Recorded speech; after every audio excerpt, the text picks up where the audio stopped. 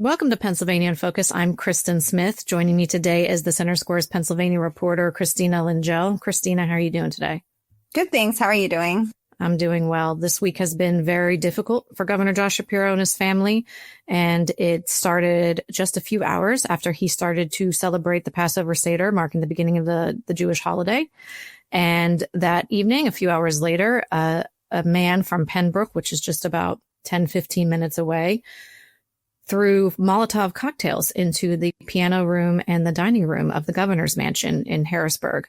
And you were able to tune into the press conference that happened just hours after this. So can you tell us more about what happened? Yes. So in terms of the actual events that happened, there was a man, allegedly Cody Balmer, who has been charged with the crime, who hopped over the fence, used a small sledgehammer to break a window, threw a Molotov cocktail into that window, and then broke the adjacent window, climbed into it, used two more Molotov cocktails, and then exited through a fire door, jumped over the fence, and got away.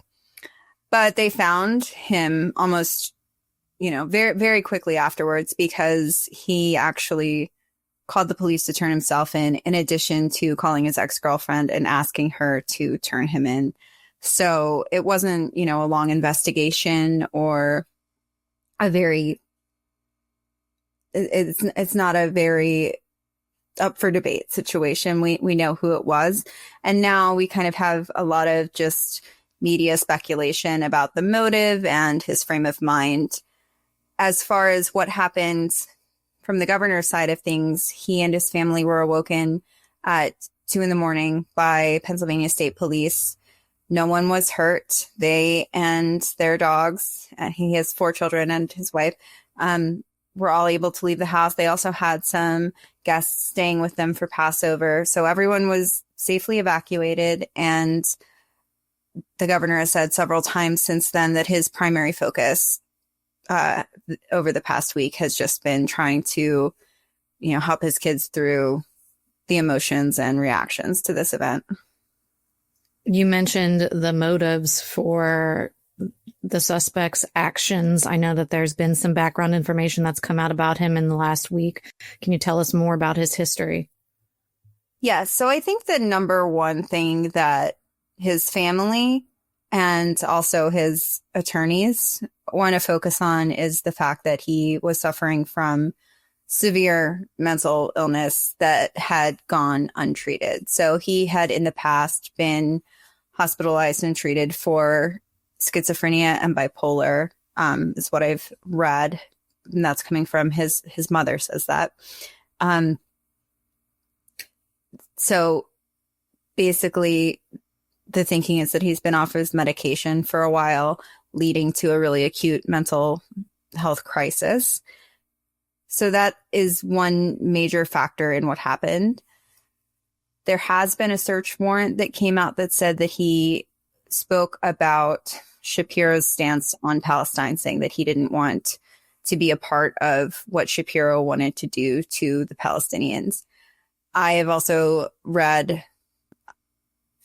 reports that he was, having delusions about Shapiro's stance on Palestine going beyond, Josh Shapiro does support Israel and their actions there.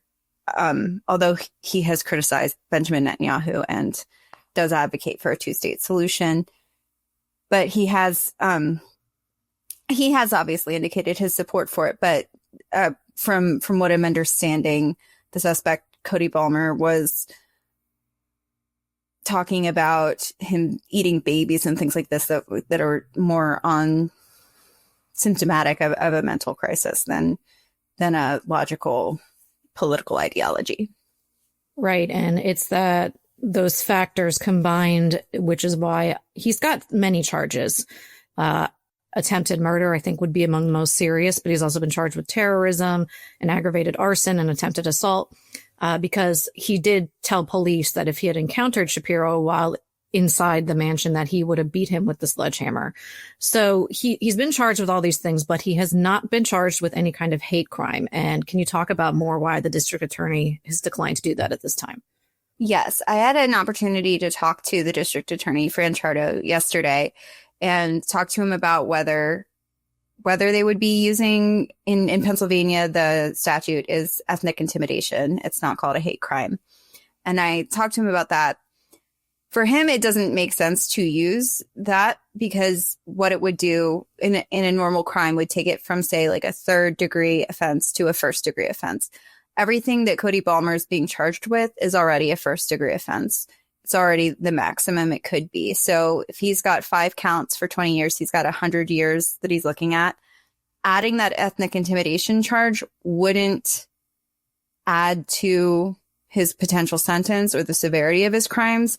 It would only add an additional burden for the prosecution because then they have to go through proving that for really no reward there.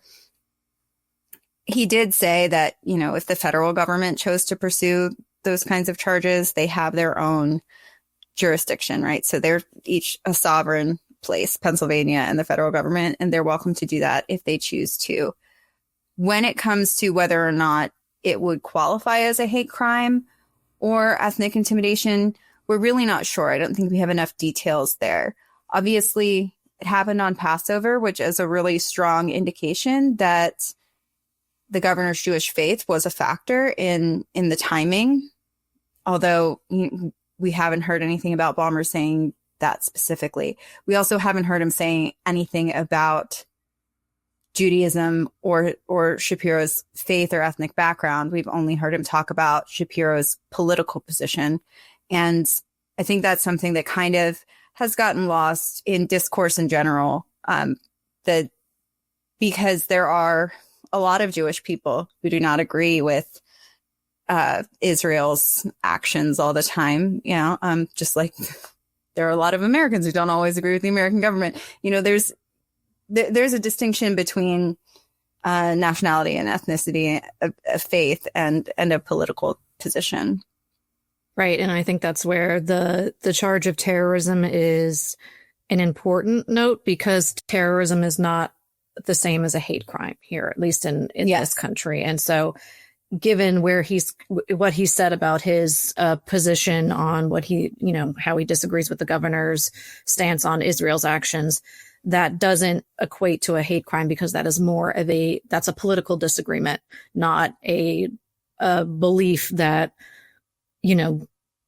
Governor Shapiro and his family should be harmed simply for being Jewish. So that's an important distinction to make. Yes, but it certainly does fall into the state's definition of terrorism, which is absolutely. To influence a government official, to influence their decision making, to use, fear, intimidation, and harm to change the course of what the government's doing. So that absolutely is terrorism. And he did say, regardless of why he hates Josh Shapiro. So I should be clear that a hate crime has to do with your ethnicity, your faith, something like that. But a lot of murders involve hatred, right? Mm-hmm. It's not based on this. So he did harbor hatred for Josh Shapiro, and what he did, according to the affidavit released by the prosecutor's office. So that part, he absolutely, the crimes he committed do fall into those categories of attempted homicide and terrorism by the state's definition. Speaking of influence on elected officials, what has Governor Shapiro said about the potential motives and the impact regarding his faith? He's actually said little to nothing about the motive. He is not interested in discussing the motive. He says that's for the district attorney to determine, and that he has every faith that they will do a good job. He doesn't want to engage in speculation about that, because for him, the most important thing is that kind of violence isn't okay, no matter what the motive is, no matter what the situation is, no matter which side of the aisle you're on. And he mentioned in his press conference that, he's talked about this. Pennsylvania's seen a lot of this really intense political violence over the past year. There was the assassination attempt in Butler. Luigi Mangione was found in Altoona, although obviously that crime occurred in New York. And now this. So he's really been trying to make a point that the violence is not okay, regardless of the reasoning behind it. And he's also said that no violence and nothing that occurs will stop him from practicing his faith openly, and nothing will stop him from governing. So he's been really determined about that and just trying to put aside the sort of media frenzy and speculation about what Cody Balmer was thinking when he did this. All right, Christina, thanks for joining us today. To keep up with this story, please follow us at thecentersquare.com/Pennsylvania.